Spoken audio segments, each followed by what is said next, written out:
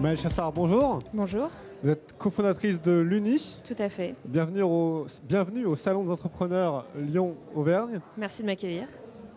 Alors, vous avez inventé cette petite boîte, une boîte pour les enfants. Tout à fait. À quoi elle sert cette boîte ? Alors, cette boîte, elle sert à fabriquer et à écouter des histoires. En fait, le principe est hyper simple. L'enfant vient construire son histoire en choisissant des éléments grâce aux petites images qui viennent apparaître. On les fait défiler, on vient en choisir 4. Donc, on les fait défiler comme ça. On valide ici et en fait, l'enfant vient choisir le héros, l'univers, le personnage, l'objet. Et ensuite, ça lance un récit audio.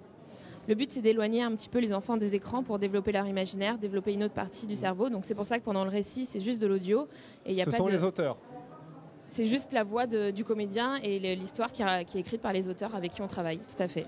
Vous intervenez sur la session passion, Oui. Passion entrepreneuriat et passion tout court. Oui. À quel moment est-ce que vous avez eu le déclic en vous disant « je veux vivre de ma passion, je veux être entrepreneuse » ? Alors, ce qui est marrant, c'est qu'il n'y a pas eu vraiment de déclic, c'est depuis toujours en fait. C'est juste que quand j'avais 5 ans, 6 ans, je ne savais pas que ça s'appelait entrepreneur ou qu'on pouvait monter sa start-up. Mais j'ai toujours voulu... vivre de ma passion, depuis aussi longtemps que je m'en souvienne. Après, la passion, c'est quoi exactement ? Votre passion ?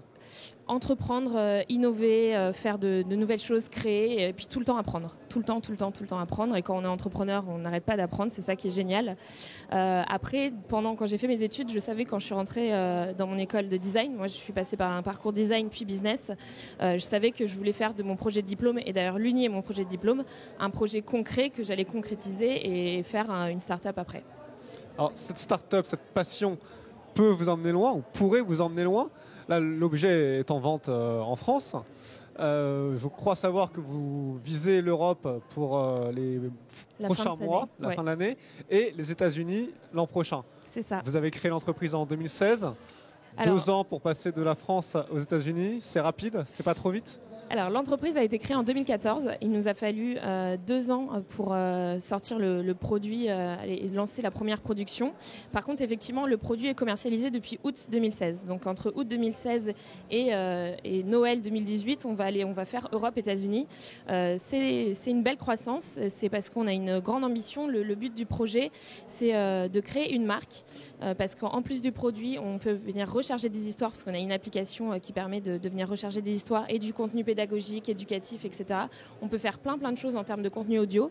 Et donc du coup, le but, c'est d'aller vite parce qu'il y a aussi de beaux marchés dans d'autres pays, notamment les États-Unis, qui est un très beau marché pour nous.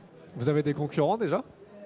Il y a des concurrents qui existent, des produits qui, la plupart du temps, fonctionnent avec des applications, donc soit avec tablette, soit avec smartphone. Là où nous, on se démarque vraiment, c'est qu'il n'y a pas d'onde, il n'y a pas de Wi-Fi. L'enfant est autonome sur son produit et il n'a pas besoin de la tablette ou du téléphone des parents. Et je crois que l'objet a été validé par une campagne de crowdfunding. Comme ça, les internautes ont approuvé le projet. C'est pour ça que vous en êtes là. C'est ça. Avant de lancer la première production, on a fait une campagne de crowdfunding sur Ulule pour voir l'intérêt du public, voir s'ils étaient prêts à précommander.